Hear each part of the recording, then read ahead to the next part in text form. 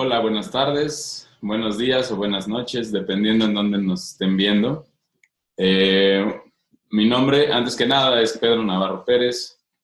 Tengo un doctorado en química en la Universidad de Leiden en Holanda. Tengo formación en la licenciatura y la maestría en la UNAM.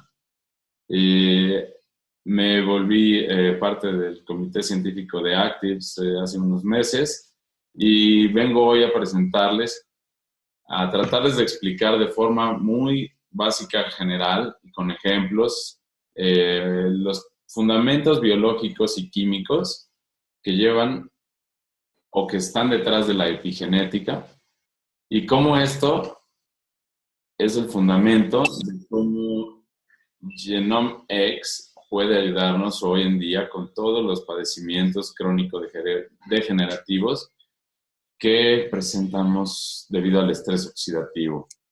Entonces, fundamentos biológicos y químicos. Para esto, lo más importante, espero que al final de la presentación ustedes puedan recordar algunas de los siguientes conceptos o ideas. La epigenética es solo una forma nueva de explicar y entender cómo se controla la expresión de nuestros genes dentro de nuestras células y en todo nuestro cuerpo a nivel órgano, ¿no? Entonces, es solamente una definición nueva para la genética vieja. La genética vieja ha cambiado y ahora se llama epigenética. Y eso lo vamos a ver con detalle más adelante. En esta nueva forma, ya no se culpa a los genes 100% de generar enfermedades pues crónico-degenerativas que terminen en la muerte, como diabetes o Alzheimer, sino que ahora se trata y se acepta que parte del 30% de esta probabilidad de que uno presente la enfermedad está relacionado con uno mismo, cómo uno mismo está y cómo está en su entorno. Y por eso el entorno tiene otro 30% básicamente de influencia en que nosotros estemos bien para que nuestro gen esté bien. Nosotros influenciamos nuestros estados de ánimo, influencian hoy en día. Se han encontrado pruebas bioquímicas, como les voy a platicar más adelante, en las que hay una relación entre que si uno es feliz o no, para que tengas o no la disposición genética de generar estas enfermedades. Entonces, los padecimientos crónicos degenerativos que ataca Genoma X se logran al regular la producción de radicales libres en el cuerpo, pero se hace desde la fuente, y esta fuente son los genes. Otros antioxidantes que uno toma o productos de competencia, por ejemplo, lo que hacen es enviar al cuerpo, al torrente sanguíneo, moléculas que tienen la capacidad de reaccionar con estos radicales libres y eliminarlos, ¿no? Pero ya están en el medio, ya te estuvieron molestando, ya estuvieron afectando tus células, tu ADN, tus proteínas, pero ahora echamos como una cubetada de antioxidantes, ¿no? Que son estas curcuminas o complementos alimenticios.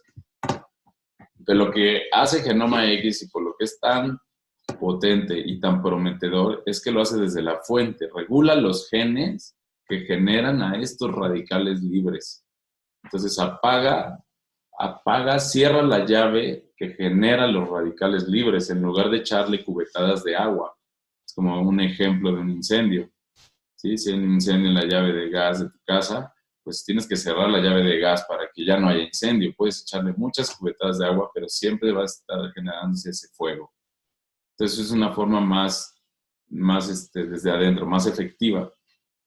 Entonces, básicamente lo que es epigenética permite regular la expresión de los genes de forma no invasiva y sin mutar al ADN. No estamos hablando de mutantes, que este producto pueda causar una mutación genética. Es de forma no invasiva, con unas reacciones químicas y con el medio. Entonces, para entender la epigenética, nosotros o ustedes que me están escuchando tienen que creer en que nuestro cuerpo está hecho de células.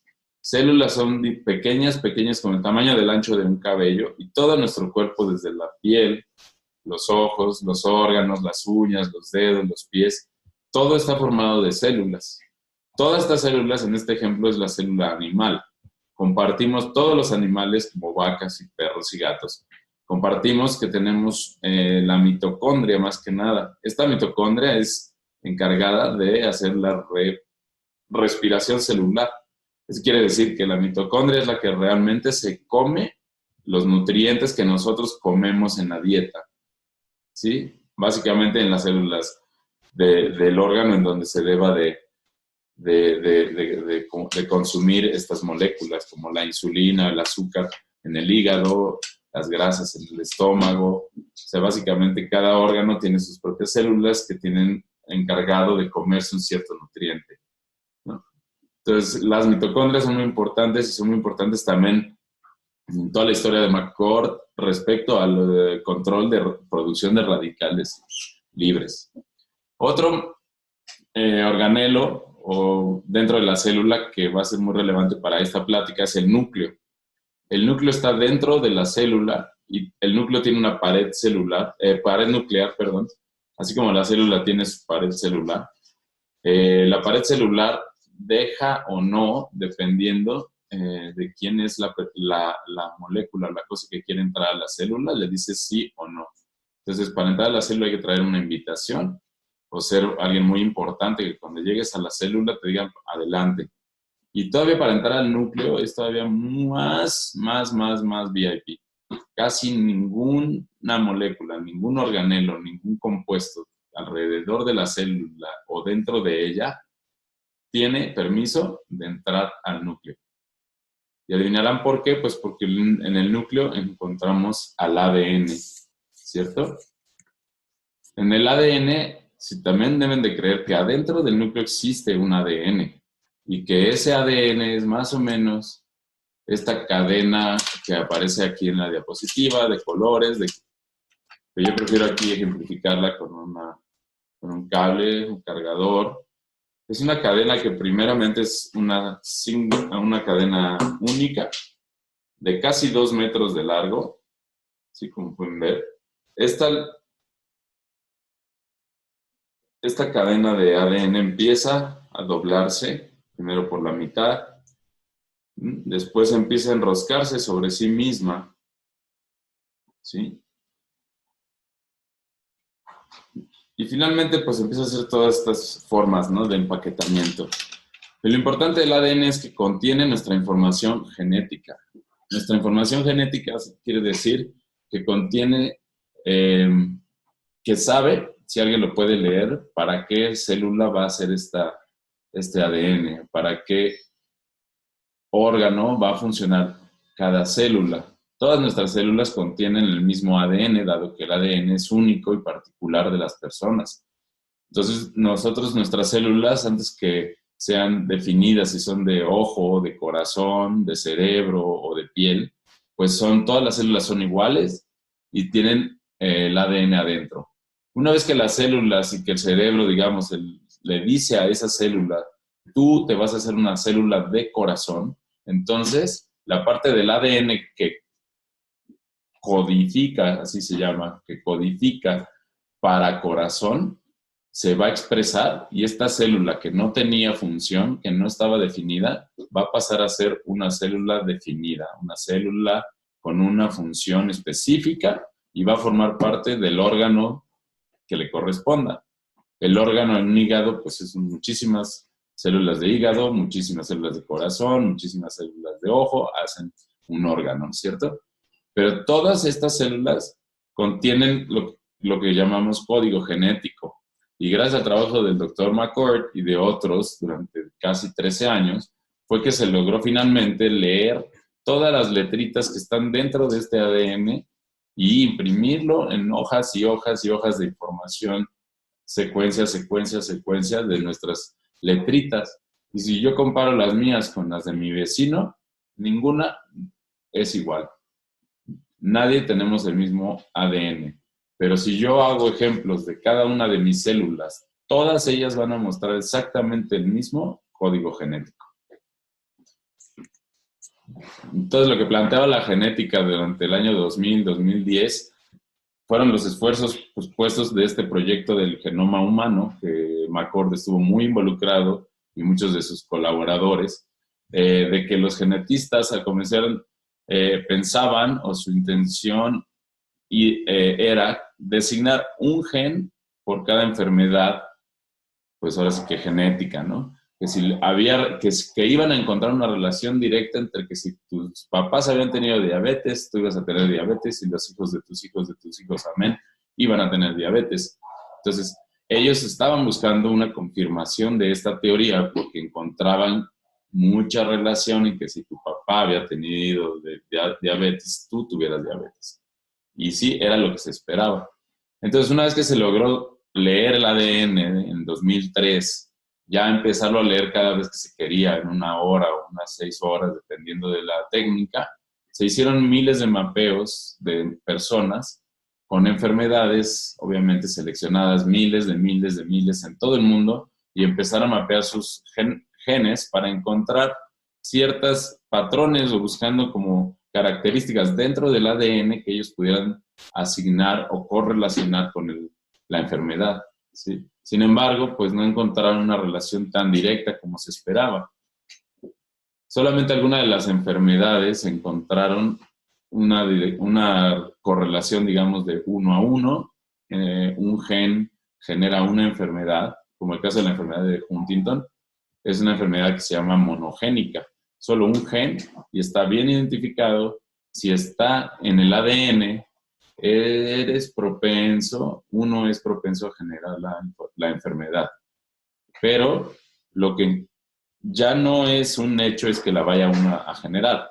Ahora, movidos por la sorpresa y la desesperación, tuvieron que aceptar que hay muchísimos efectos y condiciones externos del medio ambiente y de uno mismo que afectan en la expresión del código genético, ¿no? Entonces, la aparición de enfermedades genéticas ya no está relacionada directamente con la carga o la predisposición genética en tu código. Algunos de los factores normales, cotidianos del día a día que uno presenta o enfrenta en el día a día son esos factores como de la alimentación, como del estrés, del ruido, de la contaminación de nuestro ambiente. Y esto se ha encontrado que tiene un efecto sobre la expresión genética, dado que los genes todo el tiempo están cambiando. La expresión genética a etapas tempranas de la edad es diferente a la etapa media, a la etapa tardía. ¿Sí? Nuestras actividades diarias cambian cuando somos niños, adultos y ancianos. Además de esto, las células están constantemente recibiendo señales de todos lados del cerebro, de las células aledañas, de todos lados, para estar todo el tiempo reaccionando a su medio ambiente. Entonces, si nosotros le empezamos a mandar señales también extras, estas señales del entorno, como aparece aquí en este esquemita, todas estas señales son externas a las cuales el cerebro le manda a la célula de hígado. Además, hay una señal de una discoteca afuera o no sé, ¿no? Algo de externo que también hace que la célula pueda mal funcionar. Y esto genera mutaciones y esto genera problemas degenerativos. Uno de los ejemplos más claros que se encontraron, con los cuales se dio pie a aceptar en forma muy oficial, digamos, por los grandes genetistas, fue que encontraron que en gemelos idénticos, con la misma carga genética, viviendo en la misma casa, bajo las mismas condiciones de nutrición y de ambiente, actividades físicas, y ambas hacían yoga seguramente y tocaban música y eran muy felices, aún así, una de ellas presentó la enfermedad genética que traía y la otra no. Así nada más. Entonces dijeron, pues el gen no es destino, ¿sí? El gen no es destino, hay algo más, debe de haber algo más. Entonces empezaron a ver, una de las cuestiones que pudieron correlacionar como un factor directo fue la alimentación, una mala alimentación a una buena alimentación. Y esto dio pie también a lo que se conoce como la nutrigenómica, que es el control o la expresión, la regulación de la expresión genética respecto o basada en la alimentación, ¿no? Y otro factor que se encontró, aunque se reconoció como que afecta de forma indirecta, es el estrés que tenemos todos nosotros en la vida diaria, en el trabajo y en todos los lugares donde estamos bajo condiciones de estrés. Este no es el mismo estrés del estrés oxidativo que habla McCord. Ese es completamente diferente, pero es también muy relevante. Entonces, una vez que he terminado con la parte como biológica, un poco ejemplificando qué pasa, qué ha pasado, cómo ha cambiado, es una terminología nueva, la epigenética, es la evolución de la genética de los 2000. Se acepta que ya no hay una relación directa entre gen y enfermedad, sino que hay toda esta cuestión de factores externos y todo esto. Pero bueno, para ir más adentro, quien pueda seguirme, ahora hay que ir, ustedes que me están viendo, tenemos que ir todavía más adentro del sombrero del conejo. Todavía meternos a un mundo más chico. Imagínense que ahora estamos no solamente dentro de la célula, sino estamos adentro de su núcleo. Y dentro de su núcleo hemos puesto el ADN, ¿sí? El ADN bien envuelto, bien empaquetado, está dentro del núcleo, que está dentro de la célula y que está dentro de mi cuerpo, ¿sí? Entonces yo con esto les invito a que echemos una mirada cercana al ADN y a ver qué es lo que le pasa cuando aparecen señales o control epigenético. ¿Cómo funciona a nivel molecular, a nivel chiquititito de un nanómetro, que es una milésima parte de un micrómetro, y un micrómetro es una millonésima parte de un metro? Chiquito, pero no tanto, ¿sí? Se puede ver y podemos pensar o imaginémoslo. Yo no tengo un ADN aquí en mi mano, pero este cable hace las mismas que ADN y hasta se ve igual, ¿cierto? Aquí lo tengo, aquí como la parte, ¿no?, envuelta de allá, y luego aquí empieza a salir y se empieza a ver más bonito como el ADN, pero bueno, o sea, todo está dentro de la célula, todo está dentro del núcleo, ¿sí? Entonces, el ADN se empaqueta en forma de cromatina, luego nucleosomas o cromosomas. En los cromosomas es donde reside toda nuestra información genética, y los 46 cromosomas que tenemos los humanos hacen el genoma humano. Entonces, nosotros podemos empezar a estirar. Existen factores dentro de la célula también y dentro del núcleo, como nuestro factor NRF2, el cual tiene la capacidad de ir y entrar al núcleo celular. Imagínense eso, es súper VIP nuestro NRF2. Tiene chance de entrar al núcleo. Casi ninguna molécula externa, al menos al núcleo, puede entrar y salir como si nada, y ir a ver y leer el ADN que tiene. El NRF2, eso es lo que hace, viene, entra al núcleo, llega donde tenemos el ADN y lo empieza a estirar, ¿sí? Y lo empieza a estirar y lo empieza a leer. Entonces empieza a leer en diferentes secciones del ADN, en donde se tiene una adenina, una guanina, una citosina, una timina, y así está leyendo uno por uno las bases que tiene el ADN, el genoma, está leyendo, pero es como leer chino, ¿no? Es solamente NRF2 entiende lo que está leyendo. Y empieza entonces a decirle a la célula que ya encontró la parte que dice, hagan una célula de hígado. Aquí estamos en el hígado, sí, que hagamos una célula de hígado. Entonces le dice a la célula que genere y empiece a generar células de hígado. Entonces las células, aquí como ven, está la parte de la histona, que es donde se envuelve el ADN del lado izquierdo, y después está la parte del DNA libre, ¿no? Ese es puro DNA, ese es el DNA negro envuelto en las histonas, que son estos círculos rojos. Entonces hay dos partes en el DNA, la parte histona-DNA y la parte DNA solito. En estas secciones de ADN aparece el gen que codifica para el músculo, por ejemplo, y el gen que codifica para el hígado.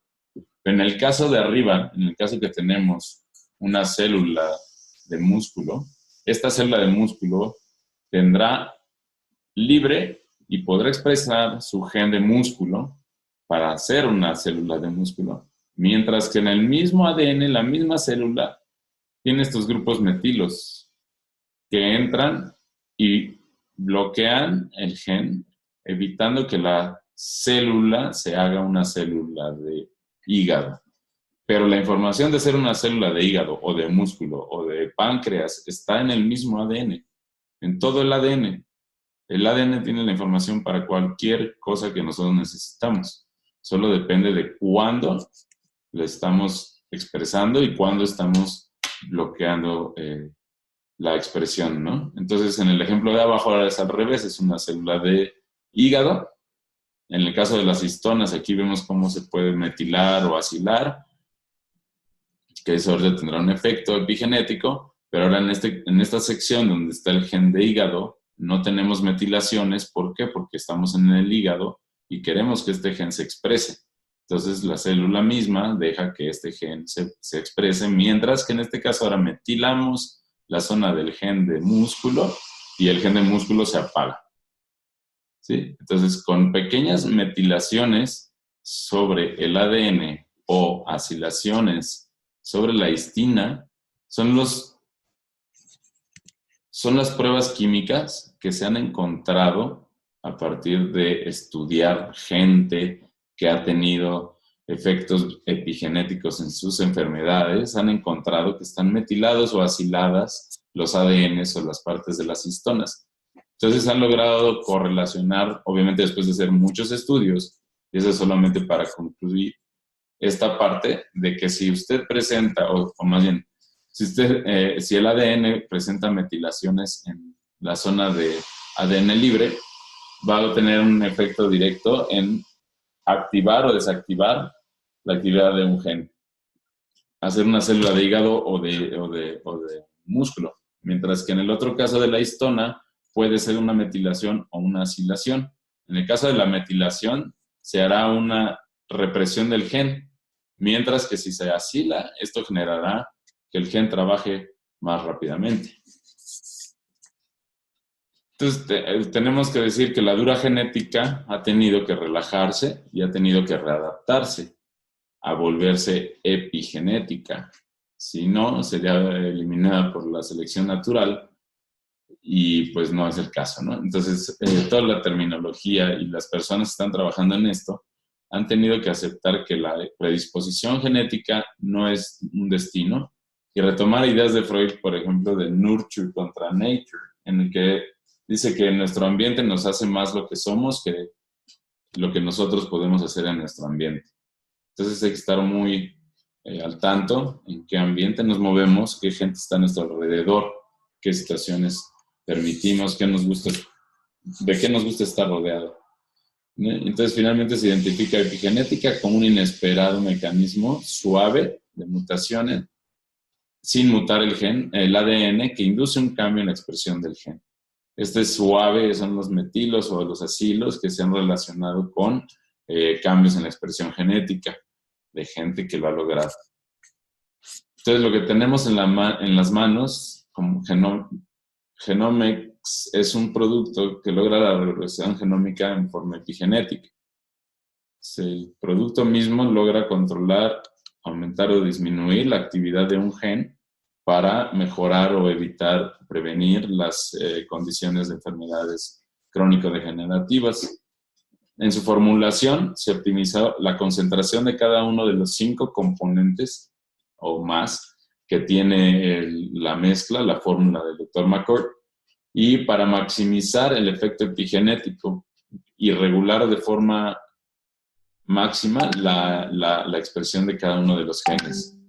El regulador de genes por excelencia dentro de las células es el factor NRF2 y tiene un amplio espectro de transcripción genética. Esto quiere decir que no solamente lee para 3 proteínas, bueno, puede leer para muchísimas proteínas, pero básicamente las que más afectan son 3 tipos de enzimas y son las que más efecto presentan en nuestra fórmula de genoma X. Uno de los enzimas o grupos de enzimas a las que activan o regulan son las enzimas antioxidantes, la conocida catalasa superóxido dismutasa, SOD, que él la encontró, él la nombró y él la reportó por primera vez, las cuales eliminan los radicales libres que están libres por ahí en el cuerpo. La otra tipo o grupo de enzimas son las que regulan la expresión de genes, pero que con efectos antiinflamatorios. Estos efectos antiinflamatorios también tienen que ver con muchas enfermedades nerviosas más que nada, como es esclerosis múltiple, ¿no? Inflamación de los nervios, o sea, muchas enfermedades derivadas de inflamación celular. El NRF2 tiene la capacidad de regular la expresión de estos genes. Entonces, también regula genes antifibróticos, que evita que los órganos, como el órgano del corazón o del pulmón, se fibrolicen y generen, pues obviamente, enfermedades como ataques cardíacos o fibrólisis pulmonar, ¿no?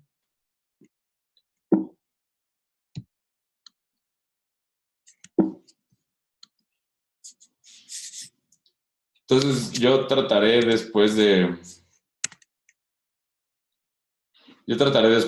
hacer más pláticas relacionadas un poco a los avances o a los fundamentos científicos, bioquímicos que tienen nuestro producto de Genoma X. Más que nada, voy a tratar de hacer hincapié o presentaciones para cada una de estas enfermedades.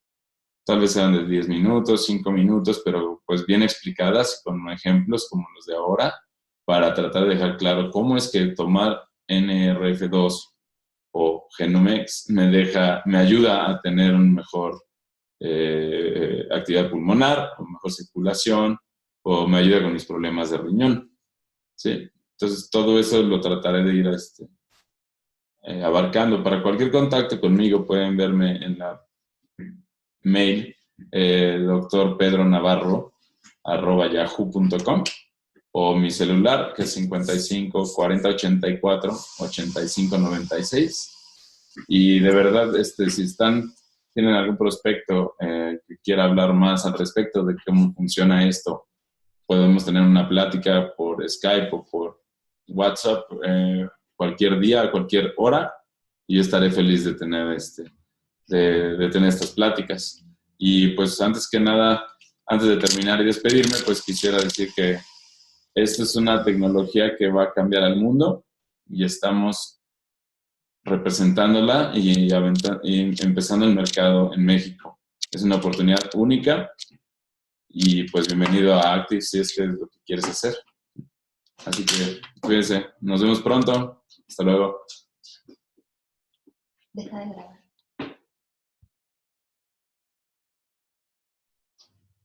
¿Este rojo?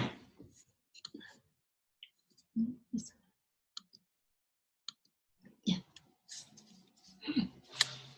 ver, ahora sí vamos a ver.